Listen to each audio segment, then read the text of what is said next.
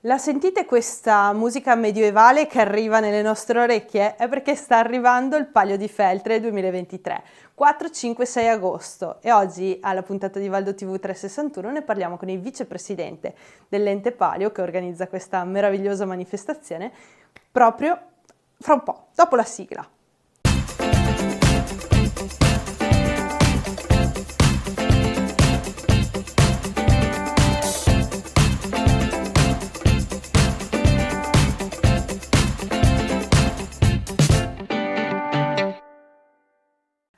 Valdo TV 361 oggi vi porta nel Feltrino in uno degli eventi immancabili dell'estate di Feltre.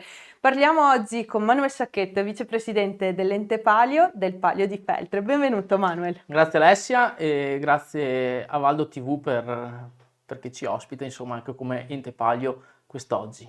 Allora, il Palio è già iniziato da una settimana perché il 29 ci sono stati dei momenti molto importanti, la sfida delle Cernide, ma prima di tutto la presentazione, che sono dei momenti solenni del Palio, e poi una novità che compie il suo secondo anno, se non erro, che è il Virtual Palio. L'Ente Palio si classifica veramente come un'associazione che mette insieme la tradizione e l'innovazione, anche solo da questo primo start che inizia una settimana prima del vero e proprio Palio. Sì, esatto, siamo già partiti, quindi siamo nel pieno della settimana pagliesca. Abbiamo iniziato appunto sabato con prima la presentazione del Palio, un momento ufficiale, alla presenza anche del maestro Tullio Altan, che quest'anno sarà lui a dipingere il drappo, che sarà il premio, che i quartieri dovranno conquistare nel prossimo weekend. Anche questo è stato un momento di grande orgoglio perché abbiamo quest'anno un artista davvero importante, un artista che con le sue vignette ha segnato gli ultimi 40 anni d'Italia, perché appunto disegnando con la sua satira è stato presente su tantissimi quotidiani e quindi davvero ha raccontato la nostra Italia, ma anche per i più piccoli credo che tutti quanti abbiamo un ricordo col suo cartone animato La Pimpa, che è penso per tutti quanti un ricordo piacevole.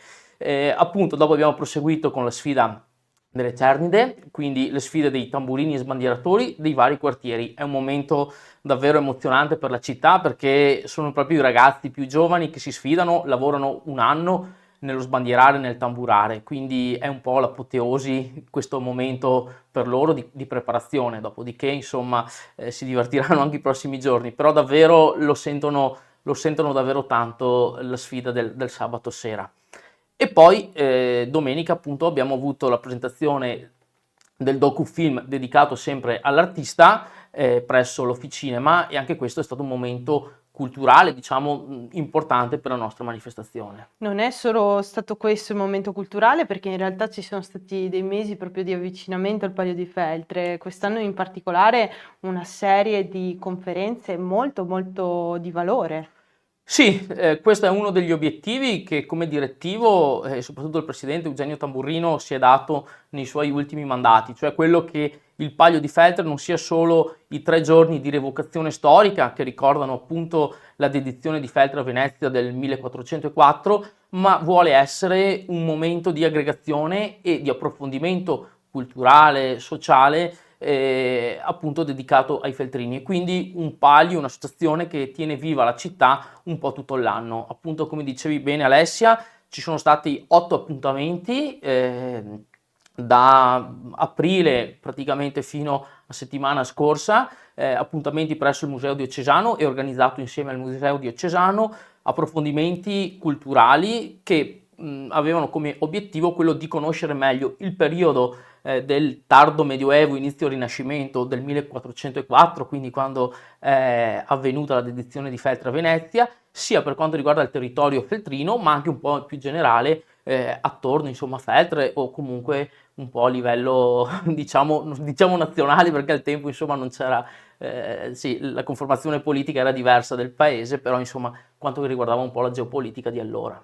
Negli anni il Palio di Feltre, da feltrino, essere una cosa sentita feltrina, si sta sempre più espandendo e proprio anche voi come ente Palio state cavalcando quest'onda perché è veramente una manifestazione che porta tante persone in città e che viene apprezzata per i suoi aspetti folclorici ma anche per quella che è proprio la vera e propria sfida, cioè arrivano tanti appassionati, che ne so, di tiro dell'arco piuttosto Sì, assolutamente. che delle corse dei cavalli. Sì, diciamo che il livello, ci sono vari livelli sul quale si riesce a muovere il Palio e riesce a intercettare curiosi o anche appassionati.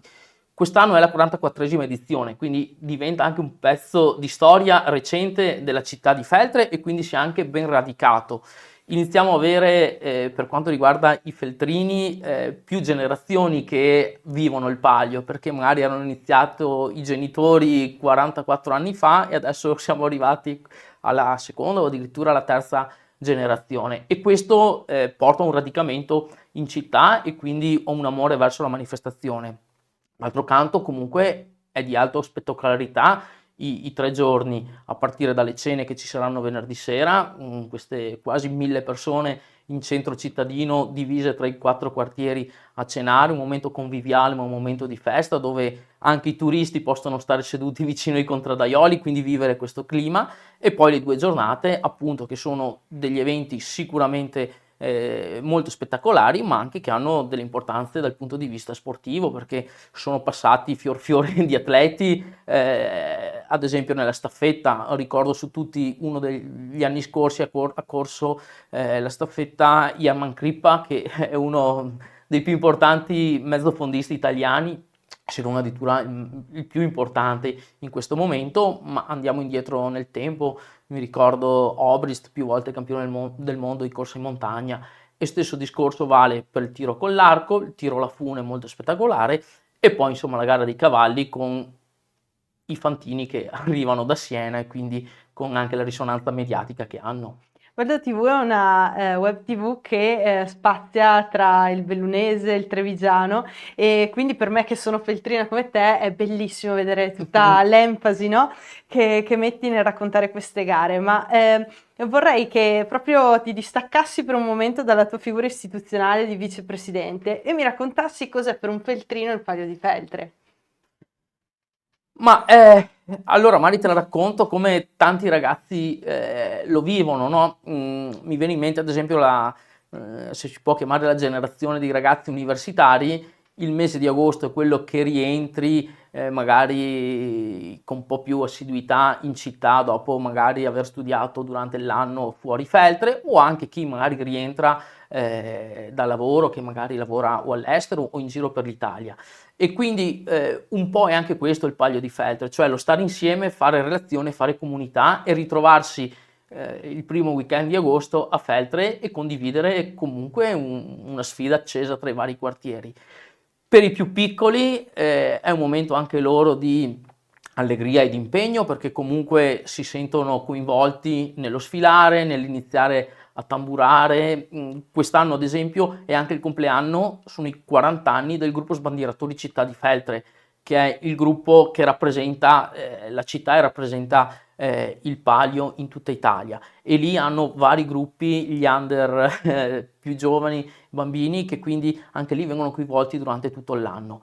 Ma non solo, anche l'impegno di tante famiglie che portano il loro contributo di volontariato nel cucinare durante le cene, durante le frasche.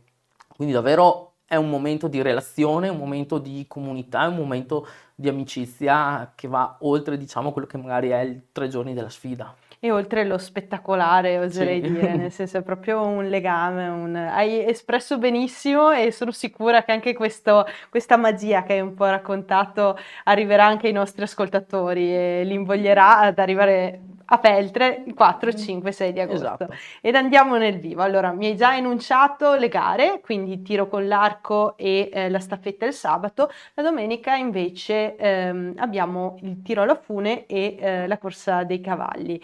Però prima, dopo succedono un sacco di cose. Per esempio c'è una ludoteca medievale per i bambini, c'è un mercatino, c'è la classica sfilata del corteo, piuttosto che una messa con anche la benedizione dei cavalli, dei fantini. Tutte queste attività collaterali fanno ancora pensare una volta che non c'è solo sportività, non c'è solo adrenalina, non c'è solo gara, ma appunto c'è un grandissimo sguardo per la comunità e per la valorizzazione del territorio. Sì, devo dire che guardandolo da esterno invito a partecipare anche ai non feltrini al Palio, perché comunque sono 2 giorni veramente di allegria e di gioia e con 1000 possibilità. La città si veste e sembra tornare nel 1404, quindi ci sono anche persone che sfilano durante il giorno con i vestiti perché ci tengono a mettere in mostra i loro vestiti. E poi ci sono varie attività. Il sabato pomeriggio in cittadella ci sono circa 50 giochi, laboratori per i bambini e quindi è appunto la ludoteca medievale dedicata ai più piccoli dove possono divertirsi durante tutto il pomeriggio. Nel frattempo si allestiscono anche i mercatini che correranno lungo via Mezzaterra e anche qui ci sono moltissime bancarelle e quindi anche questo è un momento molto carino e molto bello da gustare Anche perché per chi sono tutti arriva a a tema, Feltre. sono Sì, tutti a esatto, tema, esatto, quindi sembra proprio di rientrare nel Medioevo, come esatto, dicevi. tutte le bancarelle hanno i figuranti anche lì vestiti con i vestiti del tempo che appunto, come dici te, sono a tema soprattutto nelle merceologie dei prodotti che vendono, di artigianato e così via. E quindi davvero la città è accogliente e va oltre quello che poi è la sfida che inizia prima con la dedizione, col discorso di dedizione a Feltre, che è un po' il momento della rievocazione storica, e poi inizia con le gare, diciamo dopo cena. E poi all'interno della città comunque ci sono i quartieri che fanno le frasche anche il sabato, quindi anche quello è un momento molto carino per fermarsi, mangiare un boccone in compagnia e gustarsi una città messa a nuovo dal punto di vista appunto della sua bellezza. Ci sono anche i biglietti per accedere al Palio, vero? Sì, si possono anche acquistare online perché c'è la piattaforma e basta entrare nel nostro sito pagliodifeltre.it oppure si può acquistare il biglietto direttamente alle casse sia il sabato che la domenica e eventualmente c'è anche il biglietto cumulativo che sono 12 euro per tutti e 2 i giorni. E ricordiamo anche dove possiamo seguire in tempo reale gli aggiornamenti del Palio di Feltre. Beh, appunto ci sono i canali social, quindi Facebook su tutti, Instagram e poi il nostro sito che raccoglie un po' tutto quanti i contenuti, quindi partiamo sia dagli aspetti un po' più storici, quindi la narrazione di quello che è il Palio storicamente, di come è ripartito 44 anni fa, ma anche con tutto il programma dettagliato dei vari appuntamenti, quindi dal corteo storico che circa vedrà sfilare quasi 1 migliaio di persone, tutti quanti vestiti chiaramente con i vestiti del tempo e accompagnati dai tamburi e dal volteggiare delle bandiere, ma anche tutti anche altri piccoli momenti che comunque fanno da cornice appunto a questi 3 giorni. Il Palio di Feltre è bello da scoprire nei giorni, ma è anche bello proprio arrivare e anche un po' già conoscere quella che è la storia. È proprio il sito www.pagliodifeltre.it è ricco di questi Certo. contenuti, si può anche spulciare sull'Albo d'Oro, no? E quindi anche vedere quali sono le più contese tra i quartieri. E quindi a me non resta che invitare di nuovo ancora i nostri ascoltatori il 4, il 5 e il 6 di agosto a Feltre per il grandissimo Palio di Feltre. Grazie a Manuel Sacchetto per essere stato qui con noi e buon palio a te e buon palio a tutti i feltrini. Grazie mille, grazie ancora a Valdo TV e vi aspettiamo a Feltre sperando che siano 3 giorni davvero di gioia, di compagnia e di festa, perché alla fine il Palio è festa, soprattutto negli ultimi 3 giorni. E noi ci vediamo alla prossima puntata di Valdo TV 361. Ciao!